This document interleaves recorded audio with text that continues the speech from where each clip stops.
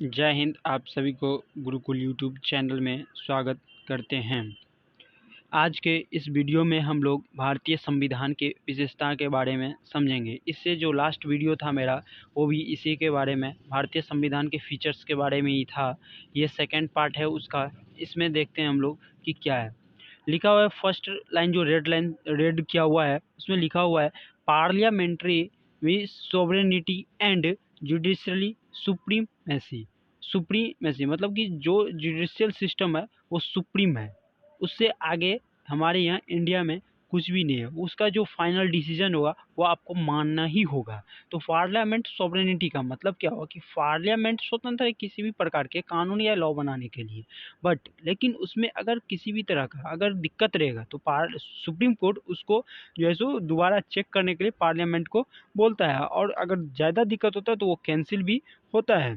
जिस तरह से कि आप लोग देखे होंगे अभी किसान के लेके जो कानून बना था बाद में नरेंद्र मोदी को वापस लेना पड़ा, उसी तरह से इस यहाँ पे सिस्टम है। लिखा हुआ है parliamentary doctrine of the sovereignty of the parliament is associated with the British parliament while the principle of judicial supremacy with that of the American supreme court.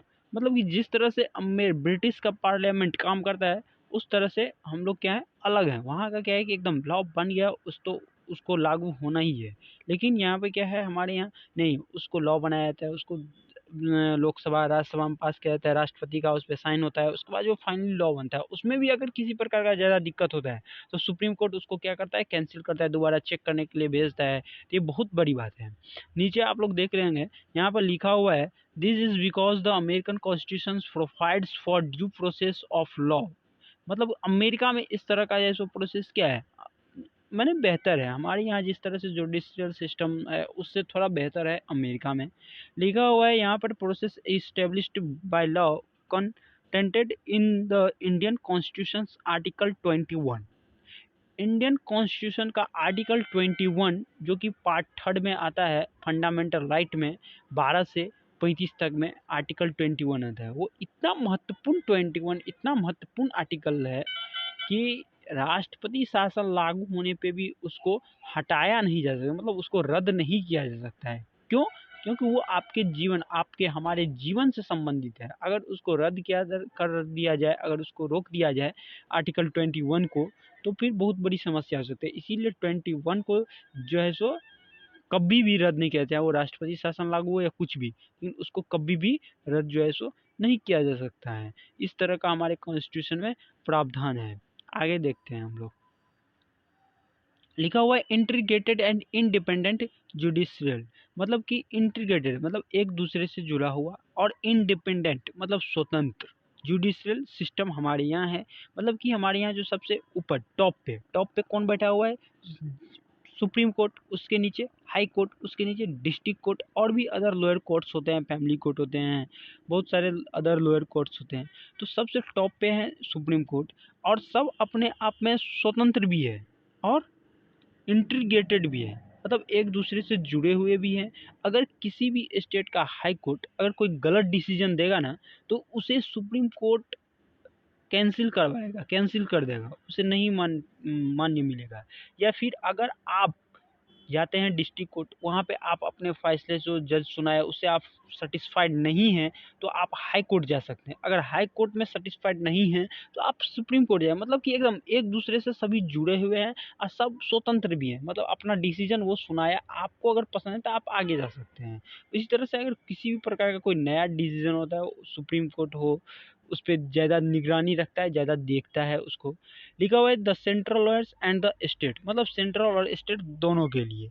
लिखा हुआ है the states lawyers are the enforced by the state judiciary. मतलब जो states में होता है ना, high courts जो होता है वो स्टेट्स के लिए ज़्यादातर काम करता है। लेकिन सुप्रीम कोर्ट में इस तरह का नहीं है। सुप्रीम कोर्ट ओवरऑल इंडिया और ऑल पीपल्स ऑफ इंडिया, मतलब कि जितने भी व्यक्ति हैं इंडिया के वो सभी के लिए सुप्रीम कोर्ट काम करते हैं। लेकिन अगर कोई हाई कोर्ट है जैसे कि पटना हाई कोर्ट है तो वो सिर्फ इंडिया बिहार के पीपल्स के बारे में ही काम करेंगे, बिहार में ही केवल काम करेंगे। लेकिन जो हमारा सुप्रीम कोर्ट है जो कि दिल्ली में है तो वो पूरे ओवरऑल इंडिया के लिए काम करता है। ये एक बहुत बड़ा है। और कहीं भी किसी भी प्रकार का दिक्कत रहता है तो सुप्रीम कोर्ट एक्शन में आता है। नेक्स्ट देखते हैं, लिखा हुआ है constitution has made various progressive और टू इंश्योर इट्स इंडिपेंडेंस। मतलब जब कॉन्स्टिट्यूशन में बहुत सारे बात जो है सो इंडिपेंडेंस है, किसी भी तरह का अगर किसी भी कोर्ट का, सुप्रीम कोर्ट हो या हाई कोर्ट का जज है तो उसको सिक्योरिटी पूरा एकदम प्रोवाइड करवाया जाता है। जैसो fix service conditions for the जज, मतलब उसके लिए पूरा होता है। ऑल एक्सपेंस, मतलब ऑल एक्सपेंस मतलब जितने भी खर्चे होते हैं वो कहाँ से निकाले जाते हैं, consolidated fund of India. Consolidated fund of India एक आप खाता समझिए जो है, जहाँ पे पैसा जमा रहता है वहाँ से जितना भी एक्सपेंस होता है सुप्रीम कोर्ट का, वहाँ से निकाल कर उसको क्या किया जाता है, खर्च किया जाता है। सबसे बड़ी बात इसमें लिखा हुआ है, आप 5 नंबर पॉइंट पे ध्यान दें, लिखा हुआ है ban on practice after retirement. Retirement के बाद आप काम नहीं कर सकते हैं, प्रैक्टिस नहीं कर सकते हैं। प्रैक्टिस करने का मतलब हुआ कि आप किसी भी तरह का केस जो है सो नहीं लड़ सकते हैं। जो सुप्रीम कोर्ट के जज हैं या चीफ जस्टिस ऑफ इंडिया हैं, एक्चुअली में होता क्या है कि जब कोई भी उस लेवल पे होते हैं तो वो गवर्नमेंट के फेवर में काम करने का कोशिश करते हैं, और गवर्नमेंट के फेवर में काम करते हैं वो इसलिए, इस लालच में काम करते हैं कि जब हम रिटायर कर जाएंगे तो उसके बाद हमको जो है सो किसी स्टेट का गवर्नर या और बहुत सारे पोस्ट है जो कि हमें दे दिया जाएगा। जो कि आप देख भी सकते हैं कि कुछ दिन पहले जैसो हुआ भी था, जो रंजन गोगोई हमारे चीफ जस्टिस ऑफ इंडिया थे, बहुत बड़े बड़े डिसीजन जैसो और गवर्नमेंट के पक्ष में ही डिसीजन गया। हालांकि वो डिसीजन सही था, ऐसा नहीं कि डिसीजन गलत था, बशर्ते कि गवर्नमेंट के पक्ष में ही गया, तो इसलिए थोड़ा वो न्यूज में आ गए थे। बाद में उनको केरला का गवर्नर बना दिया गया तो और ज़्यादा न्यूज में आ गए थे। तो इस तरह का प्रावधान जो है सो हमारे कॉन्स्टिट्यूशन में नहीं है कि आप किसी के फेवर में काम करें। आप हर एक उस इंसान के बारे में सोचिए जो आप कानून बना रहे हैं, कि जो भारत का सबसे गरीब आदमी है, क्या उसके लिए ये फ़ायदा है, उसके लिए सही है कि नहीं है, उसके लिए हम सही काम कर रहे हैं कि नहीं कर रहे हैं। जो बड़े आदमी उसके लिए आप सही काम कर रहे हैं तो फिर कोई बहुत अच्छी बात नहीं कर रहे हैं, लेकिन जो सबसे नीचे तबका आदमी है इंडिया में, उसके लिए, उसके भलाई के लिए आप कुछ कर रहे हैं तो आप सही काम कर रहे हैं। आज के इस वीडियो में हम लोग इतना ही समझे हैं। हमें उम्मीद है कि आप लोग इस वीडियो को पसंद करेंगे। इस लाइक और शेयर और सब्सक्राइब ज़रूर करें। ये जो है सो चैनल अभी नया है, इसको आप जितना सपोर्ट करेंगे ये चैनल आने वाले टाइम में उतना ही और ज़्यादा प्रोडक्टिव धीरे धीरे बनते जाएगा। जय हिंद।